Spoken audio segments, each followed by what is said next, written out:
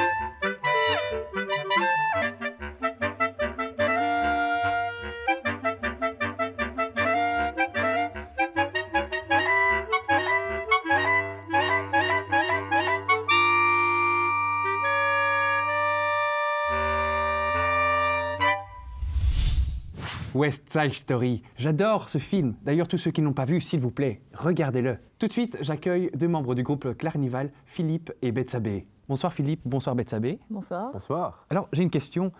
Est-ce qu'une formation de quatuor de clarinette, c'est quelque chose de courant? Oui et non. Il y a effectivement d'autres quatuors de clarinette qui existent, mais pas tant que comme le quatuor à cordes. Oui, comme il y a beaucoup moins de quatuors de clarinette, on a du coup beaucoup moins de répertoire écrit pour cette formation-là. Mais du coup, c'est ce qui fait l'originalité de notre quatuor, c'est qu'on choisit vraiment ce qu'on veut. Et du coup, on demande à Philippe de nous les arranger. Et il les arrange. Et Philippe est l'arrangeur du groupe Clarnival, donc. Ouais.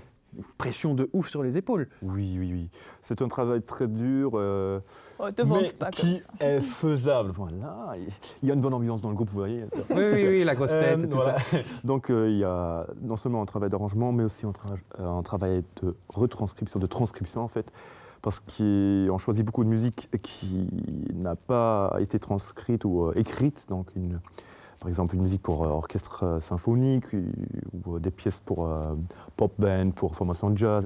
Et donc je les retranscris, les accords, note par note, etc. Et après je les C'est ça. remanie à ma sauce. Donc, Tout ça à l'oreille. à l'oreille, ce qui prend beaucoup de temps. c'est Quelques heures, même jour, pour des petits morceaux de quelques minutes de musique. Voilà. Et ce qui est sympa, c'est qu'à chaque fois, c'est écrit, enfin, c'est vraiment écrit pour nous. Par exemple, il va nous faire une partie super difficile pour le gars qui est super fort et une chouette partie de basse parce que moi j'aime bien. Et puis quand, par exemple, je voulais mettre les Beatles, bah, il nous l'a fait, c'est cool, quoi. On est toujours content d'avoir son petit Philippe près de soi. C'est ça, dans son quatuor. Par contre, Philippe, ne vous en déplaise, vous avez une toute petite clarinette. Betsabé, la clarinette est beaucoup plus grosse. J'imagine que c'est une clarinette basse, c'est ça? Oui, c'est ça, c'est Ok. une clarinette basse. Et quelle est la différence entre les deux? Bah, comme elle est déjà beaucoup plus longue, elle va faire des sons beaucoup plus graves, mais sinon c'est le même fonctionnement, même embouchure et tout ça. Jouez-moi un petit morceau. Bien sûr.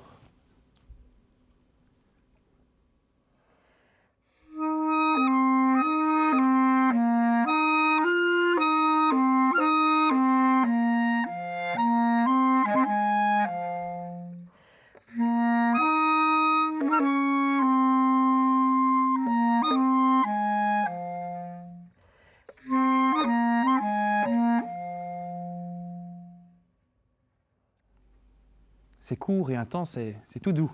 C'était quoi exactement? C'est un solo qu'on trouve dans le Sacre du printemps de Stravinsky et qui est donc juste écrit pour petite clarinette et clarinette basse. D'accord. Et est-ce que vous pouvez introduire le morceau de musique qui vient justement? C'est du klezmer? Oui, donc c'est Klezmer Freilich, le morceau. Klezmer Freilich. Exactement, Klezmer Freilich.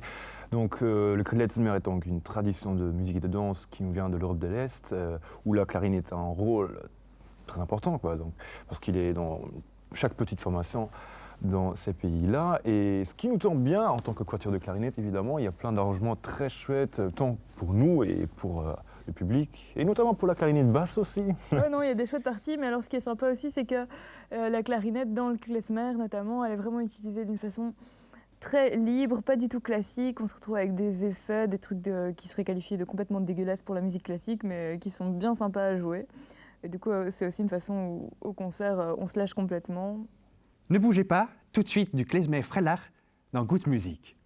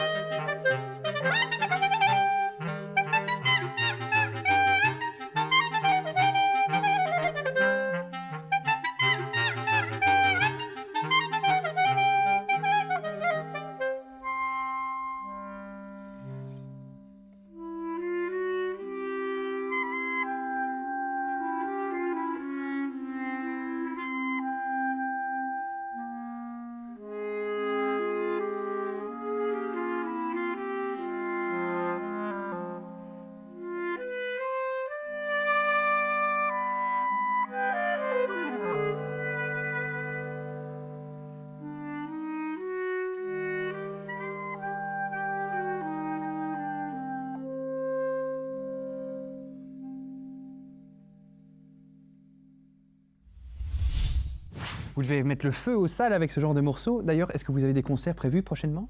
Oui, bien sûr. Tout d'abord à la Maison Hongroise à Ixelles ce samedi à 19h avec un magnifique programme de musique de Noël. Vous y entendrez des tubes classiques de Tchaïkovski, Casse-Noisette, de Jingle Bells en version rock'n'roll, du klezmer, du gospel, toutes sortes de choses. C'est un programme pour tout le monde, accompagné de crêpes et de vin chaud, et tout le monde est le bienvenu. Et pour ceux qui ne peuvent pas venir samedi, on reprend le même concert le 13. C'est à 14h et c'est à la Chapelle Royale, donc place du Musée à Bruxelles. Sinon, on a un autre projet, qui est déjà un projet qui a déjà été réalisé avec un grand succès. C'est un spectacle pour enfants qui s'appelle Le Tour du monde en 80 notes. Et donc, c'est un voyage autour du monde. Il y a un comédien qui nous guide. Et donc, on voyage parmi les musiques différentes selon les pays et tout ça. Wow, je vous souhaite beaucoup de réussite, en tout cas, dans tous ces beaux projets. Philippe, Bethsabée, merci beaucoup d'être venu ce soir. Ça m'a fait très plaisir de vous avoir sur le plateau. Si vous voulez retrouver le groupe Clarnival, rejoignez-les sur leur page Facebook. Good Music, c'est malheureusement fini pour ce soir, oui. Mais ne vous inquiétez pas, on se retrouve la semaine prochaine, même heure, même endroit. Bonne soirée à vous.